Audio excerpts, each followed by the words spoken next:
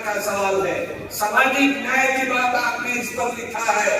सामाजिक न्याय का मैं कहना चाहता हूं, जिन लोगों ने हम लोगों के समाज से ही है और सामाजिक न्याय की फसल काटी है, जमीन तो हम लोग तैयार करते हैं, लेकिन उन लोगों ने आज सामाजिक न्याय आंदोलन हो या दलित आंदोलन हो, उसको भटका दिया है, कहीं न कहीं अंधी गली में ले जाकर के उसको फंसा दिया है। तो ये जन आंदोलनों का, ये सामाजिक आंदोलनों का ये दायित्व है कि उस सामाजिक न्याय आंदोलन को, उस दलित आंदोलन को जो भटका करके अंधी गलियों में फंसा दिया है, उनको बाहर निकाला जाए। हम लोगों को उनको सही रास्ते पर लाना है। जाति जनगणना कितनी जरूरी है? बिहार में जाति गणना हुई, कितना बढ़िया मैसेज किया, लेकिन देखा आपने EWS जो हुआ, जो संविधान विरोधी है, उस पर कई रोक नहीं, ताबड़तोड़ बहालियां उस पर शुरू, और सुप्रीम कोर्ट की उस पर मोहर भी लग जाती है।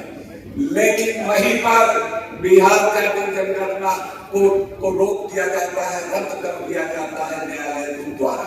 तो हम लोग मांग करते हैं इस मंच से कि 9th शेड्यूल में उसको ले जाइए, और ये जो लोग भी जिसकी जितनी भारी हिस्सेदारी वो पार्टियां, जो अच्छी बात है कि इंडिया गठबंधन के तमाम लोगों ने ये नारा दिया, तो उसको मूर्त रूप देने के लिए वो सब सदन में आवाज उठाए। जाति जनगणना की बात तो एनडीए सरकार जाति जनगणना की बात नहीं कर रही है, अभी जनगणना की बात कर रही है, लेकिन जाति जनगणना हो जो 21 में होनी थी, जो 21 में होनी थी, वो 4 साल लेट हो गया। अब 25 में आने वाली जो जनगणना है वो जाति जनगणना हो।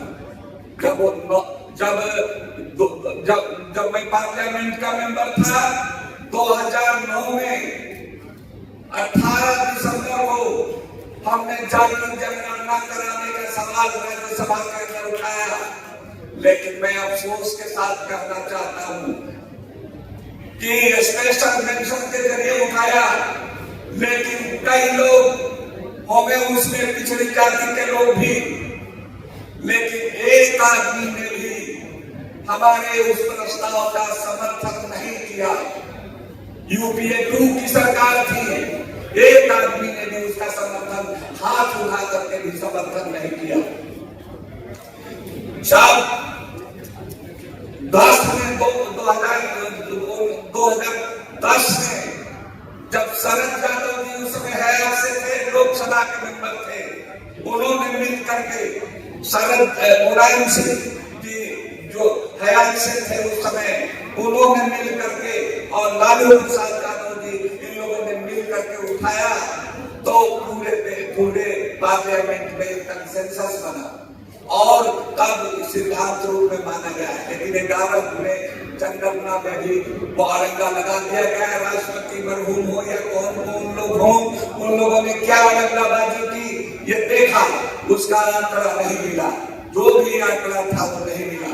तो इस बार जाति जनगणना की बात सबसे पहले हम लोग को करनी चाहिए। जब बिहार में जाति जनगणना की सवाल उठा तो यही सूरत मंडल जी है, यही रतनलाल जी है, हमने ये पत्रिका एक मैगजीन पूरे देश में बंटवाया। क्या लिखा इसमें हमने लिखा कि सांप्रदायिक ध्रुवीकरण का यही इलाज, जाति जनगणना के लिए हो जाओ तैयार।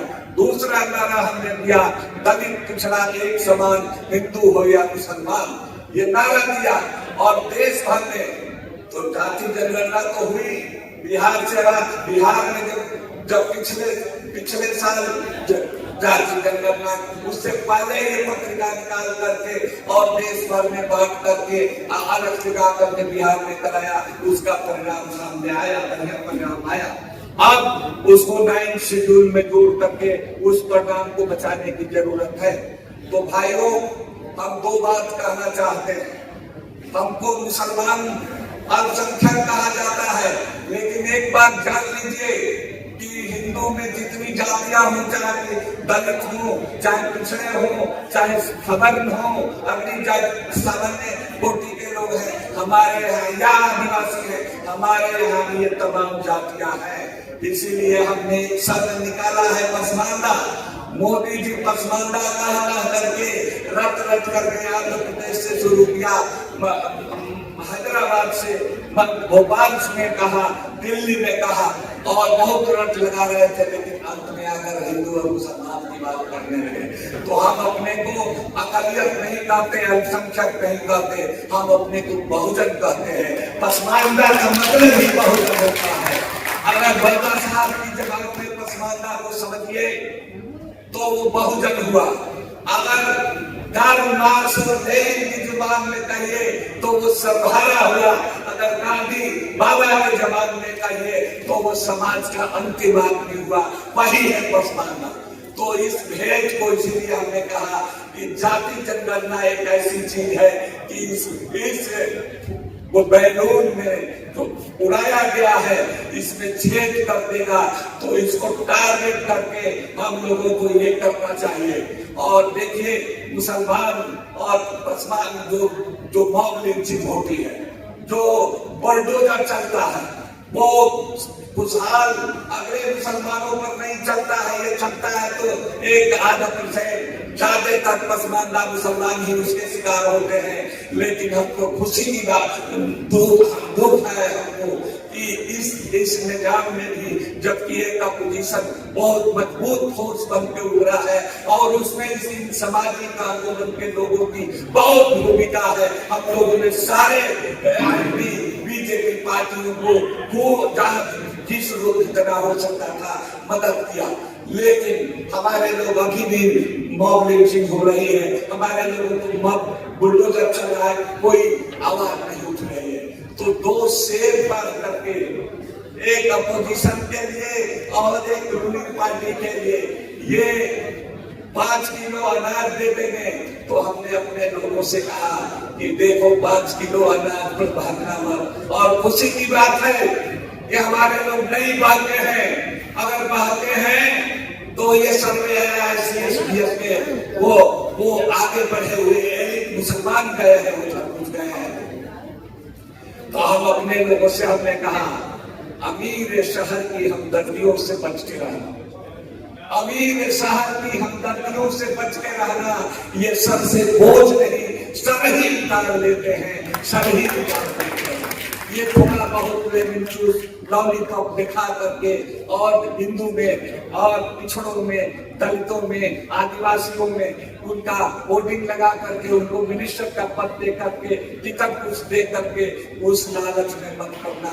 ये गर्दन उतारने वाले लोग हैं, थोड़ा सा लालच में मत उतारना। अपोजिशन पार्टियों से भी हम कहना चाहते हैं कि आपको अगर मजबूती मिली है तो ये अभी इस साल का जो लोकसभा चुनाव का नतीजा है वो जनता लड़ी है।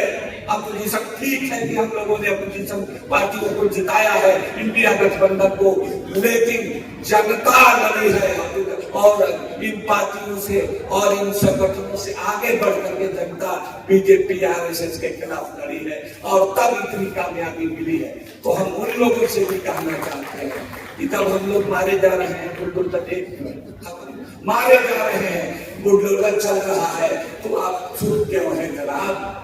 आप बोलिए। तो हम कहते हैं तू इधर उधर की बात न कर, ये बता कि काम क्या होगा। हमारे लोगों को क्यों चल रहा है, हमारे लोगों को मॉब लिंचिंग क्यों अभी दी जा रही है, तू इधर उधर की बात न कर, ये बता कि काम क्या होगा। हमें रहगनों से तो गिला है, थोड़ा सा संशोधन किया है, नहीं गिला है उसमें शेर में, तो हमने उसमें संशोधन किया। हमें रहगनों से तो गिला है, मगर तुम्हारी रहबरी का सवाल है। हमने तो तुमको वोट किया है, तुम्हारा समर्थन किया है, हमारे चले, हमारी मौजूदगी हो तो तुमको समर्थ नहीं रहना है। हम चाहते हैं तुम आगे बढ़ो, लड़ो और जनता पीछे है, हम लोग सामाजिक आंदोलन के लोग पीछे हैं। तो इन्हीं शब्दों के साथ अपनी बात करने का है। जय भीम, जय हिंद, जय संविधान।